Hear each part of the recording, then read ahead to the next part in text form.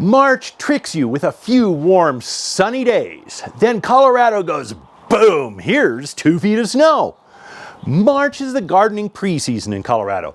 This is the Front Range Gardener with a few tips on the things that you can do in your Colorado garden this month.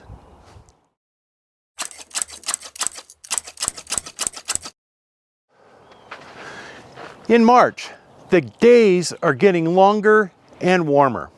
Your plants may start showing signs of life. If you haven't had any natural precipitation in about 2 weeks, you may need to water. Now this year, since we had 2 feet of snow, I think I'm good for the rest of this month. Spring is the time that I like to prune my deciduous perennials. The coldest days of winter are past, so you can see any frost damage. Stems freeze from the tips, so fall pruning may make the plants more susceptible to frost damage. Prune your plants before they start to leaf out. It makes it easier to see the structure of the plant, and it won't waste energy growing stems that you later cut. I'll prune this hawthorn as soon as I can reach it through the snow.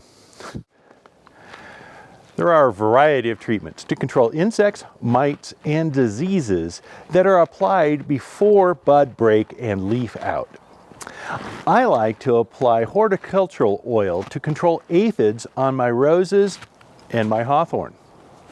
A big advantage of controlling insects in March is that it won't harm beneficial insects like pollinators. If you control insects in the growing season, you may harm pollinators like bees and butterflies. If you are an organic gardener, neem oil is a useful control for many pests.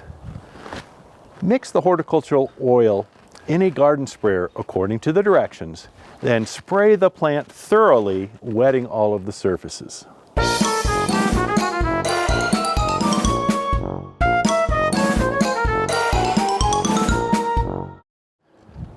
Colorado soils are notoriously alkaline, which makes it difficult for some trees and plants to absorb iron from the soil. Iron deficiency causes yellowing of the leaves while the veins remain green. This is called iron chlorosis.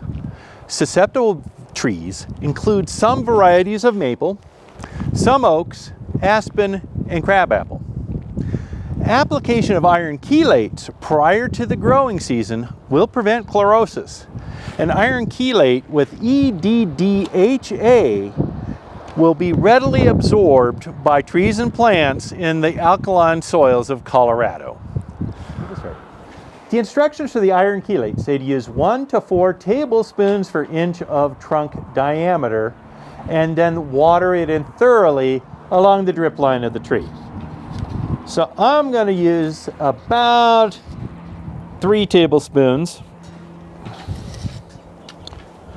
and mix it with water so that I can water it in at the same time.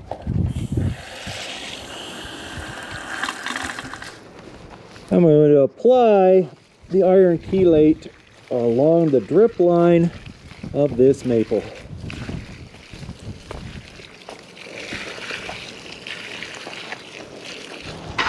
And then water it in thoroughly.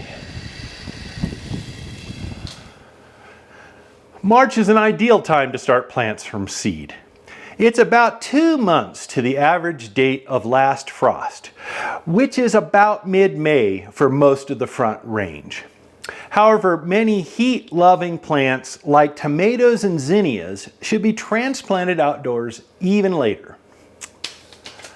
I'm going to start some tomatoes that I anticipate transplanting in early June. I like to use peat pots. They breathe, which allows air to reach the roots. They're easy to tell when the soil is damp, and they're relatively inexpensive. I like to use a special seed potting soil, which is finer grained than your regular potting soil.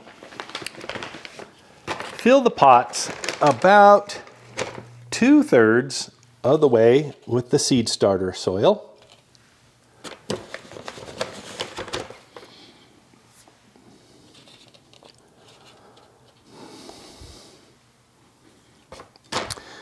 And then I like to add the water before I put the seeds in.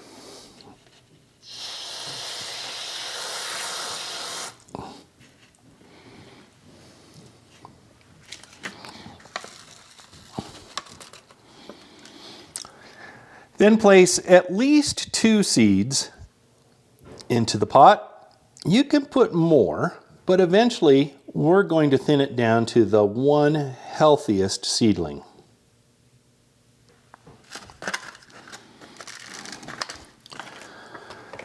Then cover the seeds with soil to the depth indicated on the planting packet.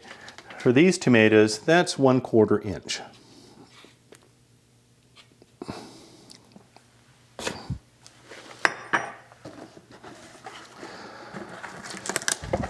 And cover the pot with plastic wrap.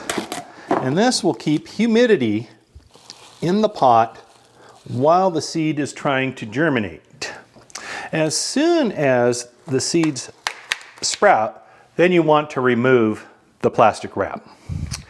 And then finally, you want to label it. And this is sun gold. Find a nice bright place for your seeds to grow.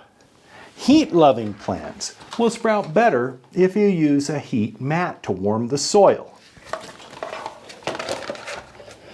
I'll place the tomatoes on my heat mat. Now, even though the sprouts don't need light until they actually germinate, I like to place my light on now.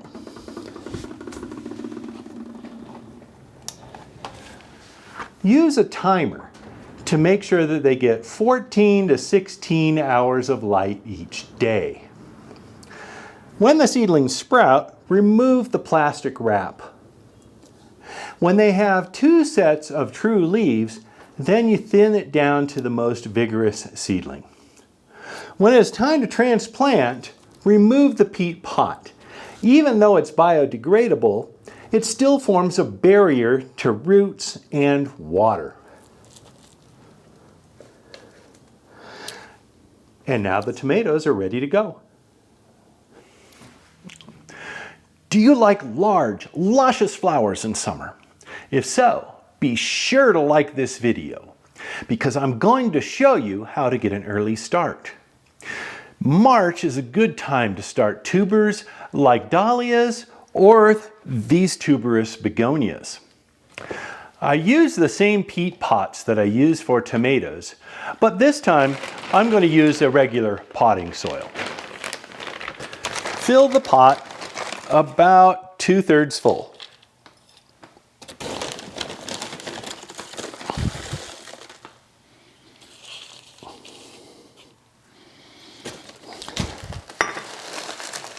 Place the begonia with the rounded side down, and then cover with 1 inch of potting soil.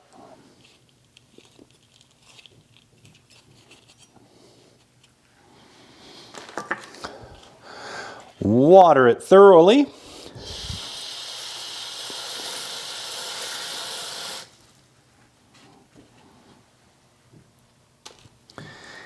And don't forget to label your pot. This is a rose form pink begonia.